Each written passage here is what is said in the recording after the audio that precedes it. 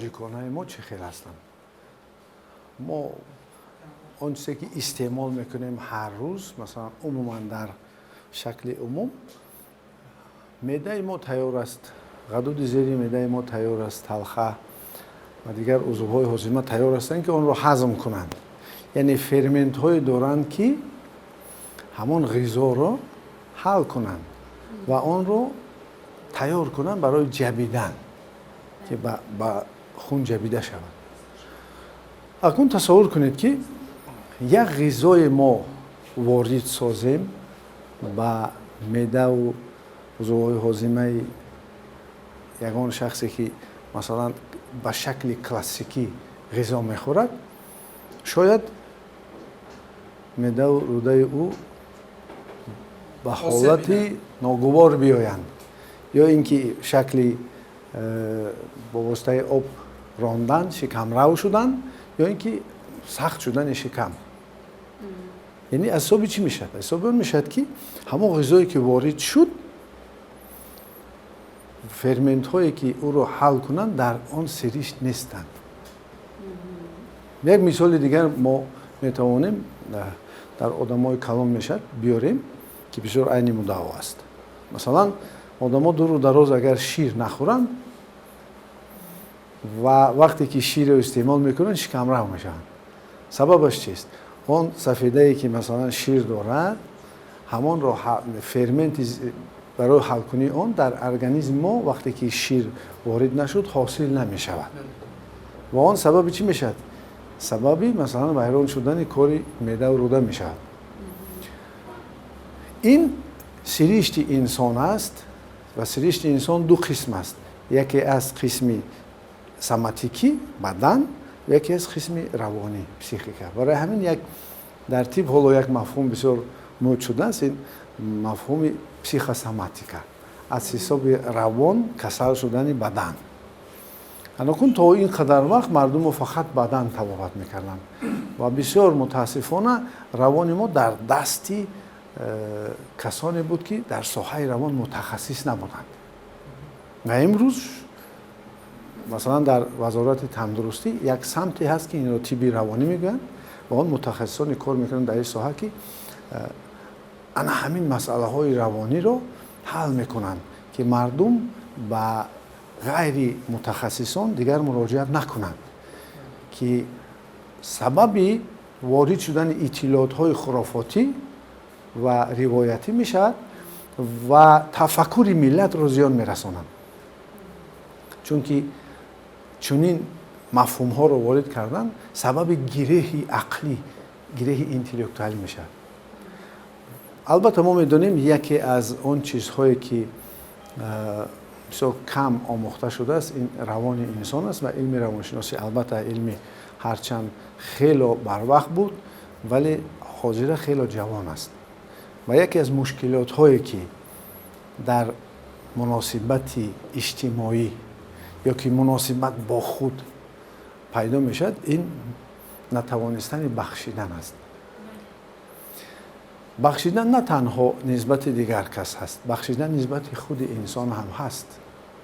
барои ҳамин чӣ гап мешавад, ман мехостам як ба шакли гӯем ки нақшавӣ, схематикӣ ин чизро нишон диҳам.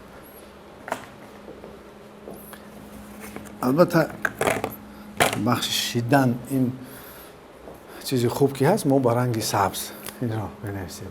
яъне ранг низ ҳангоми навиштан ба психологияи инсон таъсир мерасонад. албатта чунин аст ки ранги сабз ин инкишоф аст, рушд аст. анакнун тасаввур кунед ки чаро чунин кор мешавад ки як ҳодиса, як воқеа, амали ягон касро ё ки амали худашро инсон таҳаммул карда наметавонад, ҳал карда наметавонад. ферментҳои дар равони инсон нестанд ки онҳо ана ҳамин ӯро водор созанд ба бахшидан.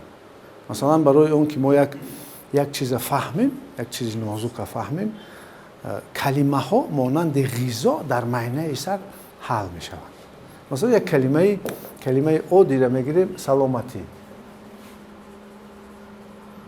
албатта хуб мешуд ки мо ина ба ранги сурх нависем, чунки саломатӣ ҳаяҷони хуб меорад.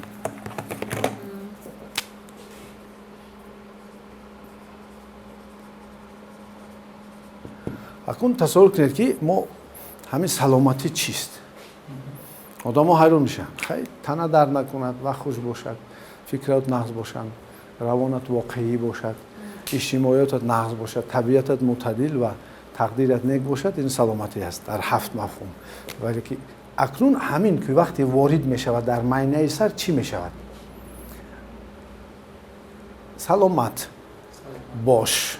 бошаш нест, лекин маънои ҳамин аст ки саломат бош. яъне ин хости шуъури кайҳон аст. саломат бош. ва саломат аз решаи калимаи саломат аз салом аст. маънош ки беайбу бенуқс будан. исми худо. ва дар решаи калимаи салом ҳаст сал, раҳмат. раҳмат чист масалан? раҳмат ин калимаи раҳмат кунанд. раҳм аст. раҳмат, раҳм аз раҳим гирифта шудааст. раҳим яъне меҳрубон. бо воситаи меҳр бонӣ кардан. меҳр қувват аст. аз ин бармебояд ки касе саломат ҳаст, қувват дорад. майнаи сар чунин мекунад. яъне ҳалкунӣ як калимаро бинед равишҳо мешавад. ва ин вақте ки фақат дар як масалан гӯем ки майнаи сари инсон ки мӯътадил аст, мо ба ранги кабут мекашем. чун ки мағзи сари инсон ин қисми пешонии ӯ ана ҳамин равишҳоро ҳозир мо гуфтем анализ, таҳлил мекунад. қисми пушти сари майнаи сар ин равишҳоро образ мекунад, сурат мекунад. қисми байни майнаи сар ин мафҳумҳоро ҳис мекунад. баъди ин ба ҳаракату амал мекунад. дар ин ҷо макон аст. дар маконе ки мекунад ҳамин корҳоро дар макон мекунад. ин ҷо ҷои гӯш ҳаст, мешунавад. ҳар чизе ки оиди ҳамин инҷа ҷои гапзанӣ ҳаст, нутқ ҳаст, ба забон мегӯяд. ба машомаш бисёр ва ин ҷо ҷои автоматизми майнаи сар аст. яъне ки ҳамин чиз дар одам мешавад одати сиҳат будан. як калимаро бисёр такрор кардан, масалан дар мо мегӯянд урфият ки ҳатто ба хонаи холӣ ҳам салом бидеҳед. ин нишондоди он аст ки ин мафҳум дар инсон одат мешавад. акнун мо як калимаро гуфтем. вақте ки як воқеа ҳодиса ба инсон зарби такони равонӣ медиҳад ё ки зарби равонӣ медиҳад, онро ҳал кардан дар кор. оё инсон метавонад ин чизро ҳал кунад? ман ҳозир мехостам ба шакли схематикӣ фаҳмонам. агун фаҳмидед ки майнаи сар чӣ хел кор мекардааст. яъне як калимаро чӣ хел ҳал мекардааст. монанде ки сафеда меравад, сафеда аминокислота мешавад, онро меҷабанд ва я баъд сонитар ба чӣ мебаранд? ба ҷигар ва ҷигар дар хун паҳн мешавад.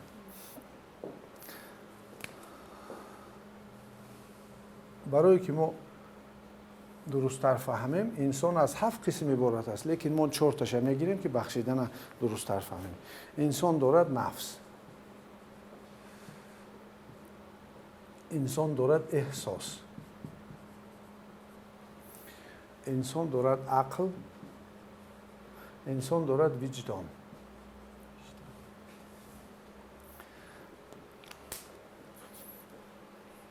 дар тоҷико мегӯянд ба иззати нафси кас нарас. масалан ягон кор шуд, ягон воқеа шуд, мо нафси ӯро ба назар нагирифтем.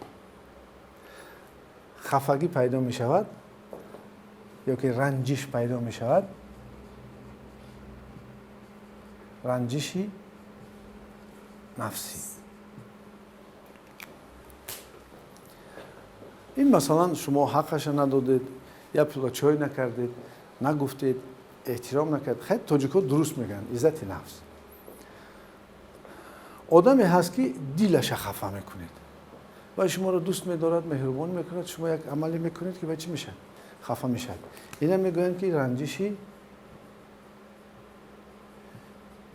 эҳсосӣ. ранҷиши эҳсосӣ дар ҷавонҳо бисёр аст.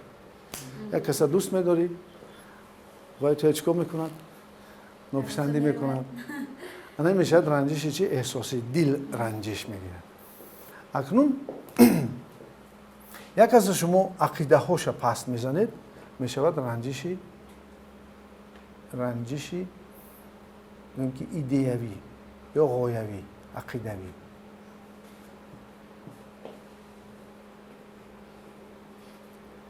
اینو ما بسیار وقت میبینیم که در سیاست هست، در گویم که بین پارتیه ها هست، در بین زن و شوهر هست که مثلا یکتاش یک عقیده دارد، یکتاش عقیده دیگر دارد. گروه های ایجادی هست. گروه های ایجادی هست. مثلا رنجش وجدانی یعنی که پرینسیپ های اخلاقی را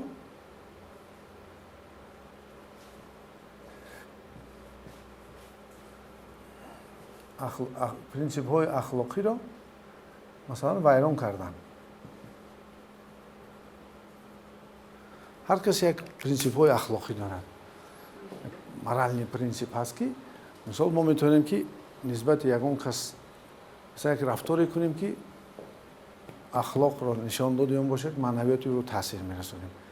یا که انسان خودش یک رفتاری میکند که وجدان او زیدش میبراید. اما اکنون در زندگی میشود. خیلی کس مثلا یک رفیقت یک روز میرید که شما ناز قبول نمیکند و شما خفه میشید. بعد سونیتر یه هفته پس میفهمید که رفیق شما یک پرابلم کلان داشته بوده است و شما او رو احوال پرسی نکردید، خبر نه و خواستید که او رو وادار سازید که کاری شما را بود کند و اون در اون حالت مناسبت خوب نکرد، شما رنجش گرفتید. یا اینکه یک مهر داشتید، انتظاری بودید از یک کس، بگذار فرزند خودت باشد، دخترت باشد، راهبرت باشد، رفتید که اون حالت در حالت بسیار غضب قرار داشت و شما را چیکار کرد؟ غضب با غضبش آتش غضب سوزاند، قلب شما را سوزاند، شما رنجش احساسی گرفتید. یا اینکه بعضا شما با یک کس خیلی میگن مردم اسپورت کردید، بحث کردید که این کار درست یا این کار درست، زندگی باید خیلی باشد، زندگی باید خیلی باشد، کسب آموزید، دیپلم گیرید، یگانجا کار کنید، زندگی کنید. بعضی آدم‌ها تماما این کارو نمیکنند لیکن زندگیشون رفته ایستاده است. یعنی که این سبب اون میشه که وقتی که شما چندین سال یک کاخی عقیده خود را میسازید و یک کس آمده ویران میکند، یا که وقتی میبینید که کاخ عقیده شما زندگی شما را پیش بردن نمیتواند، غایه های عقیده های زندگی شما در روزگار هر روزه با کار نرفته ایستادند، این هم رنجش خودی میشد، هم یا اینکه یگان کسی که شما را در مسئله گوییم که بحث های انتلکتوالی میبرد. یا که مثلا بعضی حالت میشد که شما کارها عملهای میکنید که وجدان شما سودیه حکمی ما و شما را حکم میکند که تو نادرست یا که تو این کار کرد یا که فلان کار. یعنی میشود چی؟ میشود رنجش، میشود خفگی. چی کار میشود وقتی که انسان خفه میشود، رنجش میگیرد؟ اکنون این معلوم اینها با یکدیگر جنگ میکنند، نفس با وجدان جنگ میکند. این را ما استنیزاتیا میگوییم، بیماری استنیکی. احساس با عقل جنگ میکند، ما این دپرسیا میگوییم، فوبیا میگوییم، اگرسیا میگوییم. عقل اگر بیمار شود نوراستنیا میشود، مانده شوی عصب. وجدان اگر بیمار شود ما این میگوییم نوروزی فکرهای بیزار کننده. بیزار کننده. یک فکر سر به میبید یا که یگان مثلا میگوید تو خودت کش یا خودت پرتو یا خودت یگان کار کن که این از همین نوروز سر میزند. ما برای اون که بفهمیم چه خیلی بدن ما رو رنجش تاثیر میکند ما اینو تازه میکنیم و اینو به شکل دیگر خیلی میفهمونیم.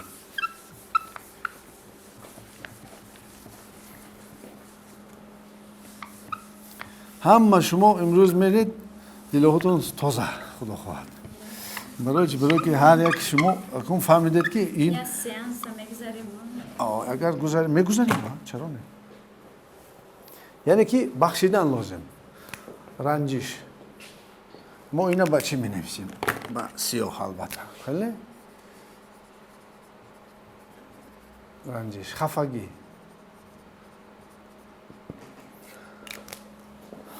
البته برای اینکه ما درست‌تر فهمیم ما اسکماتیکی معاینه ایسر خیلی میکشیم. مغز سری منده خیلی یک طرفش کلان ده. مغز سری اقلیم کلان ده برای همین. خودم کمتر چی کنم ده. باینده مغز مبینه هست. این مغز چپ هست. این مغز راست هست. این مغز مبینه هست. این مغز دراز است. وقتی که اینجا با اطلاعاتی رنجشی وارد می شود در مغز چپ. در مغز راست اتوماتیکی صورت ابراز آن ساخته می شود.